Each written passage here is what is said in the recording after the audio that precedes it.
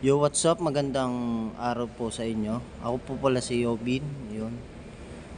May konting katanungan lang po ako tungkol dito sa aking monetization ano, itong sa may ayan po sa may limited sa may monetization ko. Bali na copyright po yung aking video na short video na ginawa namin ng family ko, kasama ko family ko. Ayun. Kaya sa mga gumagawa ng content, gumagamit ng kanta at same title, okay, mag-ingat po kayo kasi mahirap po makopyright. At ayun, medyo mahirap eh. Hindi ko ma-explain eh. Kasi di ko alam kung anong violation, YPP, violation.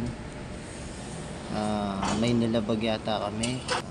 Kaya agad-agad dinilit ko po yung video na yun. Ayan po siya, ayan. Kaya share ko lang po sa inyo para mag-ingat po kayo kapag gumawa po kayo ng content at maraming bawal. Mag-ingat po para maiwasan yung copyright at saka yung ganitong limited copyright. Ayan yung sa earning ko, nagkaganyan eh. Sinubukan ko naman po eh. Antayin natin ng mga ilang minuto, ilang oras kung anong pwedeng gawin sa video na yun. Hindi naman siya viral, kakapost ko lang. Kumbaga pag sala ni YouTube, siguro hindi ko masabi, wala akong idea eh.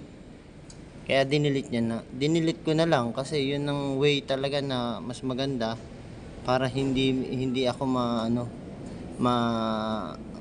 ma-hold yung sa earning ko sa YouTube.